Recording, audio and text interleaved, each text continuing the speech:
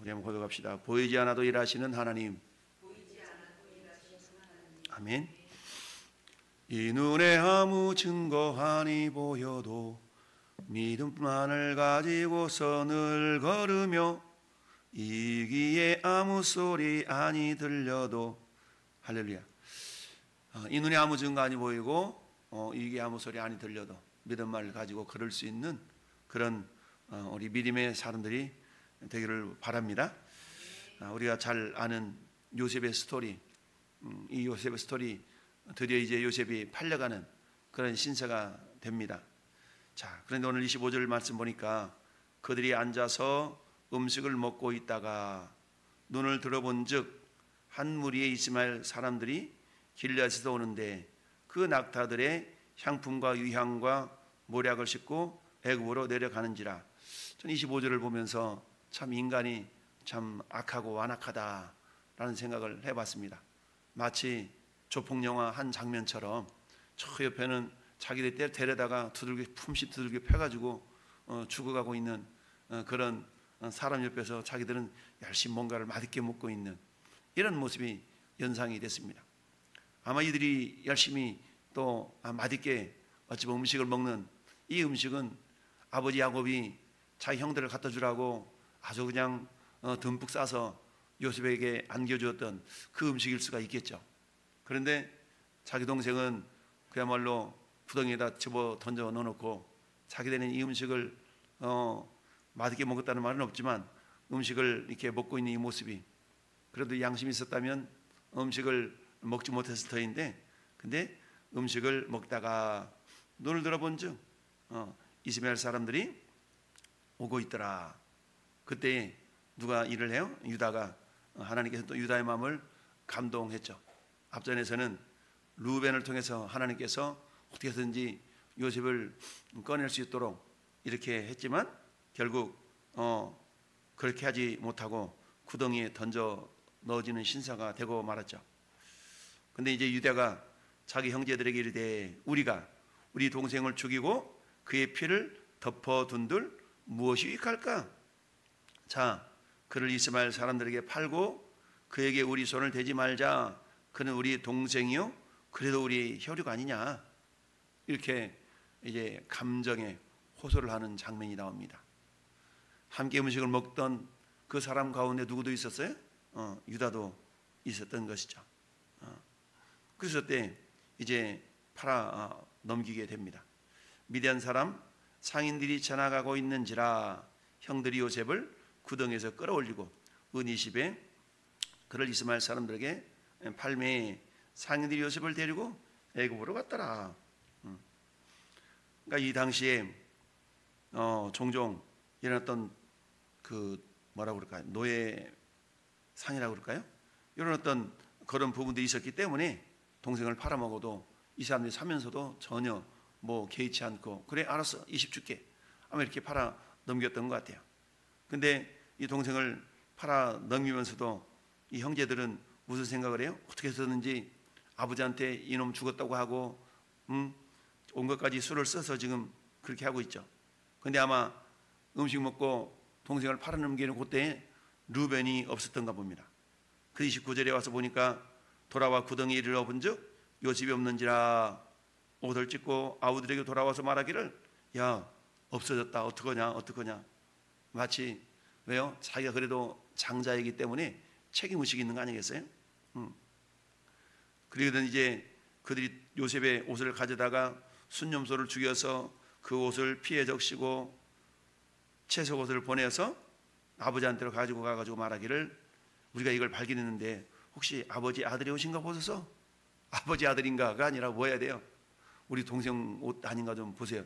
이래야 되는데 누가복음에 잃어버린 탕자 돌아온 탕자 이야기처럼 집에 있었던 큰아들은 이 아들이 돌아오면 동생이 돌아왔다고 말하지 않죠. 그런 것처럼 여기서도 자기 동생을 동생이라 말하지 아니하고 아버지의 아들인가 보소서. 아버지 아들이 오신 거 보소서. 그만큼 지금 요셉을 향한 형들의 시기 질투가 얼마나 컸는가를 우리가 알 수가 있습니다. 분명히 아버지하고는 알아보죠. 당연히 자기가 그 옷을 입혀서 보냈으니까. 그러면서 어때요? 옷을 찢고 굵은 배로 허리를 오래 묶고 그의 아들을 위하여 애통했다. 근데 그 자녀들이 위로를 한다고 그 위로가 되겠어요? 위로가 안 되죠. 근데 이제 또 36절에 미디안 사람들은 그를 애굽에서 바로 신하 친위대장 보디발에게 팔았더라. 이게 오늘의 전체적인 스토리죠. 이런 전체적인 스토리 상황 가운데서도 여전히 하나님은 뭐하고 계신다고요? 일하고 계신다라는 얘기입니다.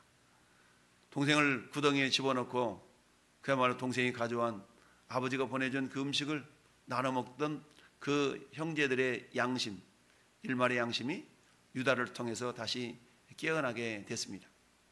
이처럼 하나님은 인간의 그 죄악 가운데서도 여전히 일을 하고 계시는 그런 하나님인 것을 우리가 볼 수가 있습니다.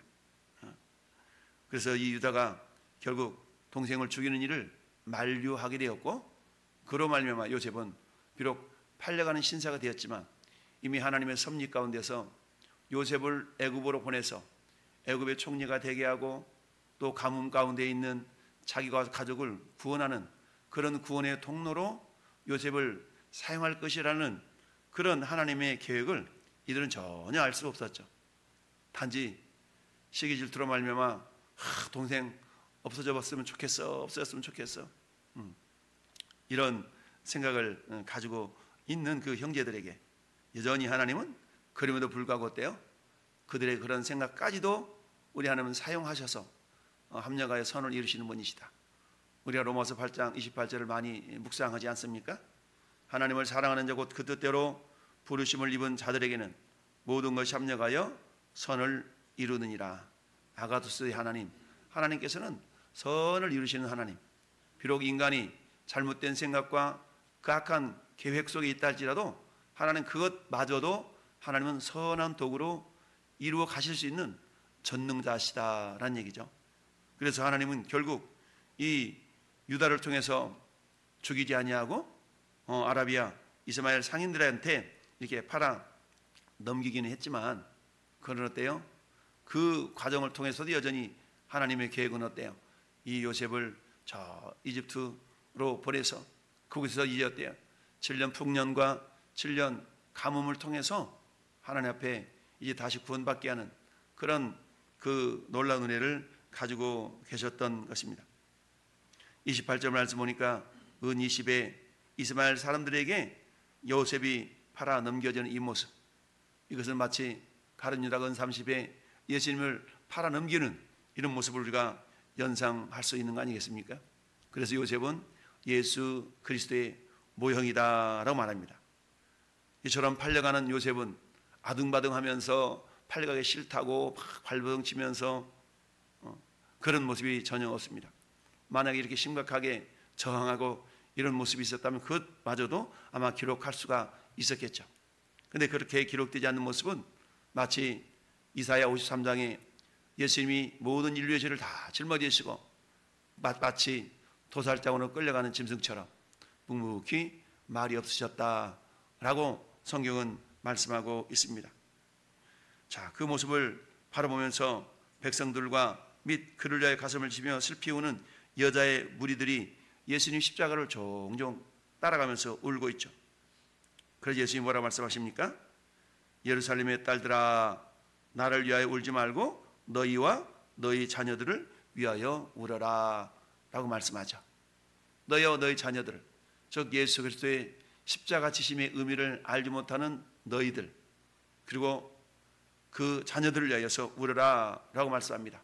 왜? 예수님의 죽으심은 인류 구원을 위한 대속의 죽으심이기 때문에 그걸 알지 못하는 자들이 깨닫도록 울어라 라고 주님이 말씀하고 있는 것이죠.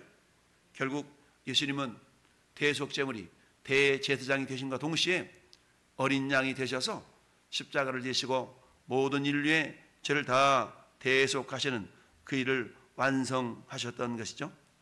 은 20에 이스마엘 사람들에게 팔아넘겼던 그 요셉은 묵묵히 결국 애굽으로 끌려가게 됩니다. 근데 하나님의 또 스토리는 어때요? 애굽에 그저 끌려가서 누구에게 팔려가는 신세? 그들을 바로의 신하 친위대장 보디발에게 팔았더라. 왜요? 그저 보디발 집에서 어찌 보면 왕의 신하로서의 수업을 받는 그 과정, 이게 또 감옥에 갇혀가면서 그 수업을 받는 거 아니겠습니까? 그러니까 하나님의 스토리는 어때요? 우리가 주님의 일을 감당함에 있어서 그저 편안하게, 그저 평안하게 그렇게만 이루어진다면 얼마나 좋겠어요. 그렇지 않다는 얘기죠. 대기만성이라는 우리 속담이 있는 것처럼 귀한 그릇, 큰 그릇은 그저 빚어지는 것이 아니라 그야말로 물속에 불속에 들어가서 단단하게 마치 쇳덩어리 하나가 작품이 되어 나오기까지는 담금질이라는 게 있지 않습니까? 불속에 들어갔다가 물속에 들어갔다가 방망이 밑에 들어갔다가 이런 과정을 거쳐야만이 강한 도구들로 재탄생되는 것처럼 하나님께서는 요셉의 인생이 그저 순탄하지만 않았다라는 얘기죠. 그런데 여러분, 이 모든 과정 속에서 성경은 요셉의 인생을 한마디로 뭐라고 표현하고 있습니까? 그래서 우리 39장 한 장만 더, 두 장만 넘겨볼까요? 2절을 요셉의 인생을 한마디로 이렇게 표현하고 있습니다. 39장 2절 시작. 여호와께서 요셉과 함께 하심으로 그가 형통한 자가 되어 그의 주인 애굽 사람의 집에 있으니. 아멘. 그러니까 어떤 상황 속에서도 우리 인간의 눈에는 보이지 않았지만 하나님은 요셉과 함께하고 있었다라는 사실이에요. 저 인간의 아무리 악한 꾀를 통해서 요셉을 없이 한다 할지라도 이미 하나님은 요셉을 통하여서 12별과 해와 달에게 그야말로 자기 별을 향해서 절을 하고 곡식단들이 요셉의 한들을 향해 절을 하고 이런 계획을 통해서 하나님은 야곱의 가족을 구원하시고 장차 인류 구원의 구속주가 되신 예수 그리스도를 예표하는 그런 존재로 요셉을 사용하기를 작정하셨죠. 그렇기 때문에 아무리 인간이 그런 요셉을 하나님께서 쓰시기로 작정한 그 요셉을 자기 뜻대로 이렇게 움직여 간다 할지라도 하나님은 그 과정 속에서도 여전히 일하시면서 요셉을 들어서 마침내 이집트에서 이스라엘을 구원하는 그런 구원의 도구로 사용하신 것을 봅니다. 따라서 형통이란 뭔가? 형통이라는 것은 모든 것이 잘 되어져야만이 되는 것이 형통이 아니라 우리가 나는 형통한 자야 라고 고백합시다는 건 뭡니까? 어떤 상황 속에서도 하나님이 나와 함께 하시지 라는 것을 신뢰하고 있다면 이 사람은 형통한 사람인 줄 믿습니다. 왜냐하면 하나님은 반드시 합력하여 선을 이루시는 하나님이시기 때문이죠. 여러분, 오늘도 우리는 기도합니다. 하나님, 뜻이 하늘에서 이루어진 것 같이 땅에서도 이루어지기를 원합니다. 그런데 어때요? 하나님의 뜻이라는 것은 모든 것이 합력하여 반드시 선을 이루시는 선한 하나님의 계획이기 때문에, 근데 그 계획을 이룸에 있어서는 어때요? 우여곡절이 많이 있죠. 어제 우리 전 집사님 조문 가는데 차 받칠 데가 없어가지고 저쪽에다 차를 받치는데 바다로 내리는데 그때가 물 웅덩이가 있어가지고 신발을 홀딱 젖었어. 근데 그런 과정이 없이 그냥 그럴 수는 없죠. 그런 과정을 통해서라도 합력해서 결국 하나님의 선을 이루시는 그런 모습이 있었는데요. 어찌하든 하나님께서는 이 요셉이 팔려가는 그런 인생이었지만 그러나 하나님은 어때요? 여전히 그 요셉과 함께하고 계셨더라. 비록 인간의 눈에는 보이지 않았지만 그러나 결국에는 어떻습니까? 거짓은 진실 진리를 이겨낼 수가 없고 하나님의 뜻은 반드시 성취되고야 만다라는 얘기입니다. 자주 말씀드리는 것처럼 하나님은 당신의 뜻을 이루어 가심에 있어서 사람을 통해서 일을 하시지 않습니까? 근데 어때요? 하나님은 어때? 때로는 죄악 가운데서도 당신의 뜻을 면면히 이루어 가심에 있는데, 근데 하나님의 그 뜻을 이루어가는 도구들로 쓰임받는 인생이 어떤 사람들은 악하게 쓰임받고 어떤 사람들은 선하게 쓰임받는 그런 존재들이 되죠. 근데 전에 여러분들은 악하게 쓰임받는 존재들이 아니라 선하게 쓰임받는 그런 존재들이 되어야 될 줄로 믿습니다. 그럴 때 요한복음 5장 29절 말씀처럼 우리 하나님께서는 생명의 부활, 심판의 부활 두 종류의 부활을 하나님께서 우리에게 허락해 주시는데 전에 여러분들은 심판의 부활이 아닌 생명의 부활, 영생의 부활의 주인공이 되어야 됩니다. 이를 위해서는 어때? 우리가 선한 주님의 도구들로 쓰임받을 때에 영생, 생명의 부활의 주인공들이 될 줄로 믿습니다. 어찌 보면 이 요셉의 형들은 선한 도구라기보다는 어찌보면 악한 도구들로 이렇게 쓰여지고 있지만 그럼에도 불구하고 하나님 어때? 합력하여 선을 이루어 가시는 하나님의 능력인 것을 보게 됩니다. 그렇습니다. 이처럼 29절 30절은 자기 동생 루벤이 와서 보니까 동생이 없어진 걸 보고 애통해 하는 걸 보죠. 이 모습은 뭡니까?